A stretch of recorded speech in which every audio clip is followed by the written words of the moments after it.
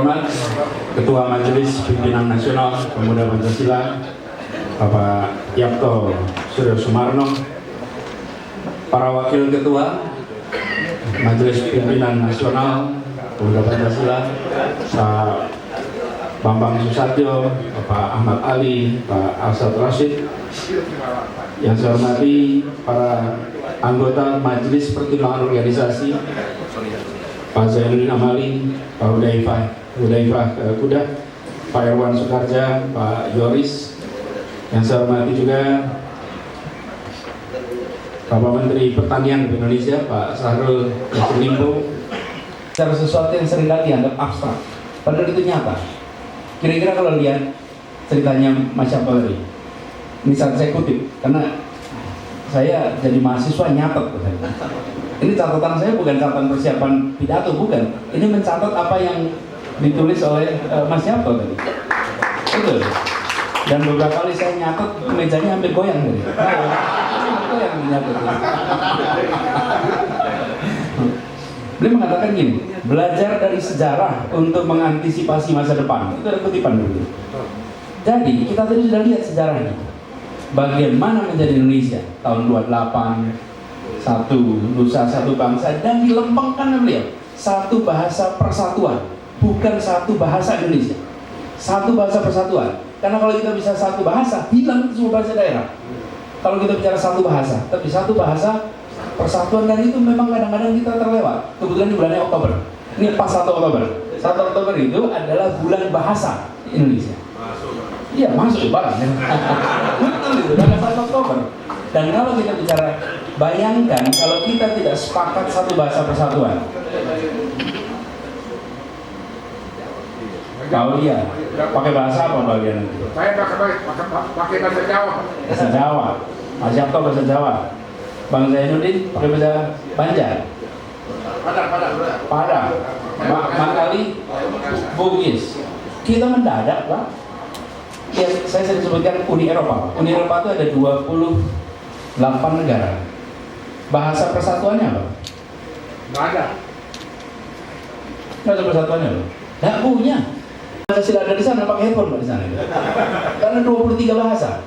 Dan apa yang terjadi kalau 23 bahasa? Pasti tidak punya angkatan perang yang kuat. Karena tidak mungkin komandan ngasih perintah pakai penerjemah. Nah mungkin. Nah ini, iyalah.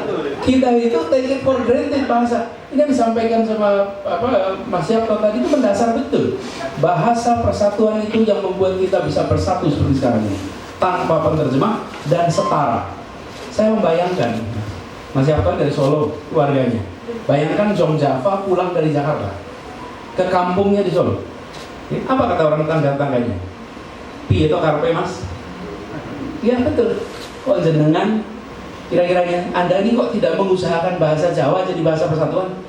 Kok Anda terima bahasa orang seberang sana jadi bahasa persatuan? Yang jumlahnya sedikit Anda terima jadi bahasa persatuan kita. Kenapa? Jong Java bilang kalau kami pakai bahasa kami, kita tidak punya perasaan kesetaraan. Itu dahsyat. Dahsyat. Karena kalau saya ngomong sama Mas Yapto, saya bilang aku, kulo, dalem, kawulo beda. Tergantung dengan siapa. Panjenengan, sampean, kowe beda. Dan itu tidak mungkin persatuan kayak begitu. Jadi sekalian, ini dahsyat dulu itu. Nah sekarang PR-nya, bagaimana menjaga ke depan? Pemuda Pancasila menjadi penjaga Pancasila, penjaga persatuan. PR-nya bagaimana menjaga persatuan besok? Bagaimana bisa persatuan? Ini kalimat di sini, Bhinneka Tunggal Ika. Yang tadi Bang Mas Kabio bilang dicengkram. Bhinneka Tunggal Ika. Apa kata kuncinya? Kita sering mengatakan kata kuncinya Bhinneka. Bukan. Kata kuncinya itu adalah tunggal. Yang dahsyat itu tunggal. Bhinneka itu ciptaan Tuhan. Bhinneka itu karunia Tuhan. Tapi tunggal itu pilihan manusia. Menjadi satu adalah kerja kita. Iya. Jadi kalau kita mengatakan bangsa kita bhinneka, ya itu ciptaan Tuhan. There's nothing we can do. Kita menerimanya sebagai karunia. Tapi banyak bangsa bhinneka tidak bisa bersatu. Banyak bangsa bhinneka tidak bisa tunggal. Yang dahsyat di Republik ini karena bhinneka dan bisa tunggal. Bisa satu. Kita sering ketukar sama Ika. Ika itu iki, iku, kui, kalau bahasa Jawa. Ya, itu Ika. Itu menunjuk kepada kata tunggal. Nah, Kenapa kita, menurut saya ini PR bagi pemuda Pancasila dan kita semua, bagaimana kita menjaga perasaan persatuan itu? Ada rasa keadilan. Sulit membangun persatuan dalam ketimpangan, sulit membangun persatuan dalam ketidakmerataan. Kami merasakan di Jakarta. Di Jakarta ini kota yang harus kita bangun dengan perasaan persatuan, tapi harus ada rasa keadilan. Kalau ada keadilan, nggak mungkin bersatu. Dan tadi disebutkan bagaimana tanah-tanah di Jakarta ini saya cerita contoh tanah. Tanah itu salah satu sumber masalah ketidakadilan di kota ini. Salah satu ketidakadilan. Bagaimana kita menyaksikan keluarga-keluarga puluhan tahun di Jakarta tergeser, tergusur hanya karena kami, pemerintah ini, kasih pajak yang tinggi sekali. Kasih pajak tinggi. Kami bilang meningkatkan pendapatan asli daerah. Oke, bagi rakyat ini penggusuran pelan-pelan dan sopan. Karena harganya naik terus. Kalau harganya naik terus, ya nggak bisa bayar pajak gimana? Geser keluar. Dan di Jakarta 2020 saja yang pindah keluar di Jakarta itu 200.000 orang, 200.000 orang yang pindah di Jakarta resmi.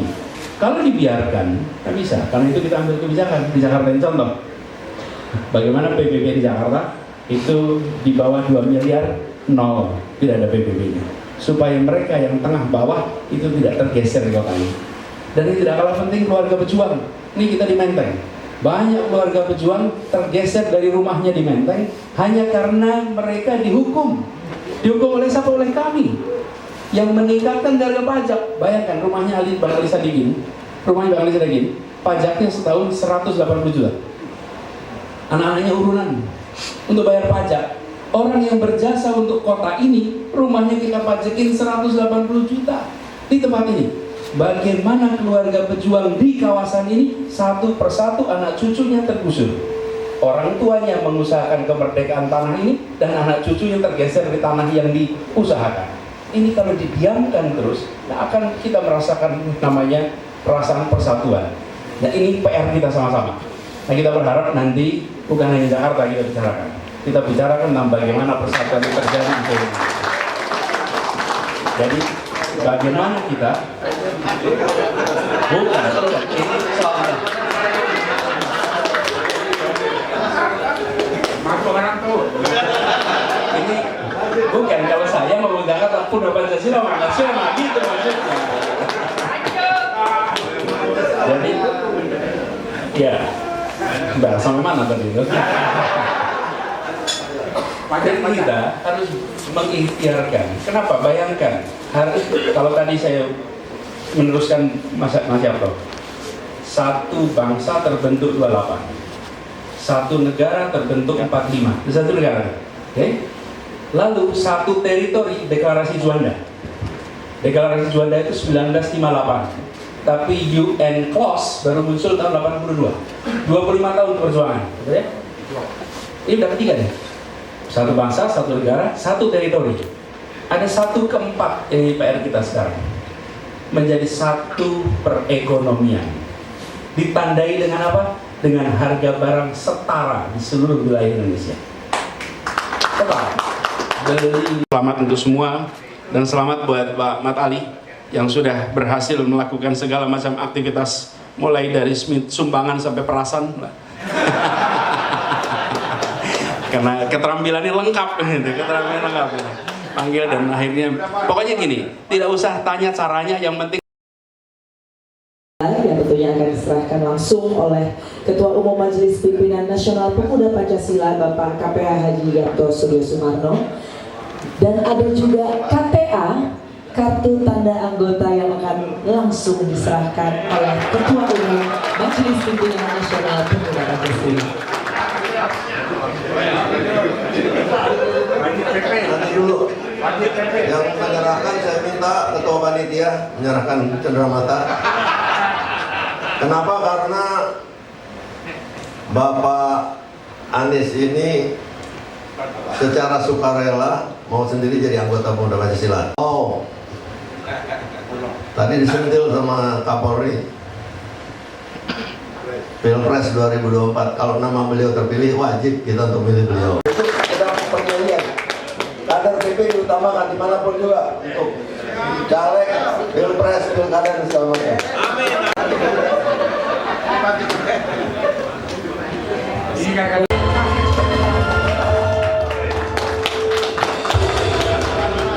Baswedan, Bapak Yosua Lipo,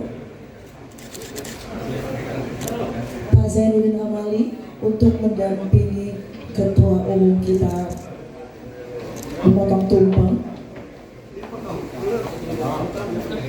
Prosesnya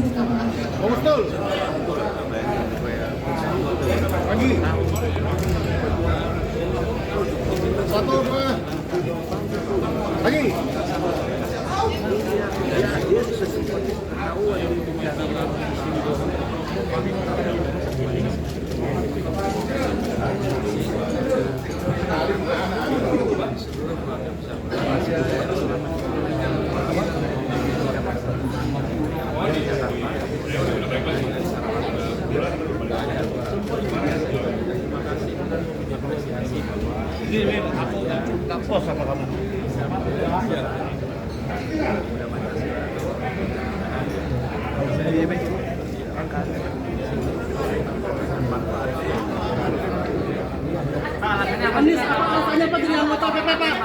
Apa alasannya Pak? Alasan nggak mau jadi anggota kehormatan apa sih? Karena cinta Pancasila. Alasan nggak mau jadi anggota kehormatan apa?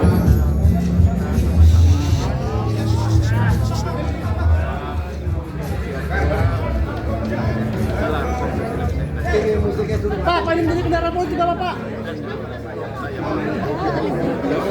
Pak menjadi kendaraan politik Bapak? Akan menjadi kendaraan politik Pak? Iya Pak? Apakah menjadi modal politik Bapak Pak? Tidak ada anggota tetap benar beliau mau jadi kita kalau menjaga kita kasih kehormatan. Tapi beliau karena punya pandangannya sama, visi misi yang sama, tahun ideologi, kekuasaan dan segala macam. Dan kita punya jalan bersama dengan beliau, maka beliau kader. PP siap dukung kalau Pak Anies maju Pak?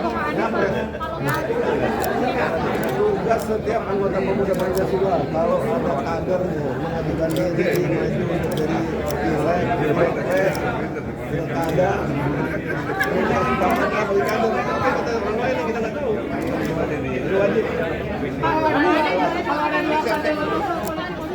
Anies jadi modal Pak? Anies jadi modal Pak? Jadi modal dukung oleh lebih dari modal Ini Pak jadi modal capres Pak?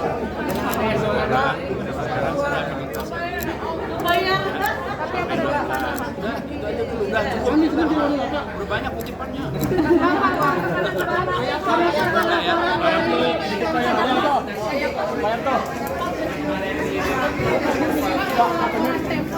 KPK mau kriminalisasi Pak soal perundungan. Menjadikan tersangka Bapak gimana Pak sebelum partai politik mendeklarasikan diri hubungannya Pak?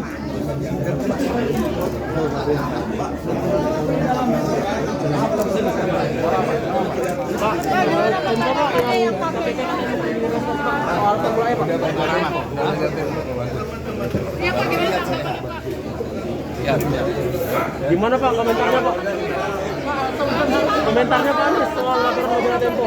Katanya KPK akan kriminalisasi Pak soal perundungan Pak. Gimana Pak Anies?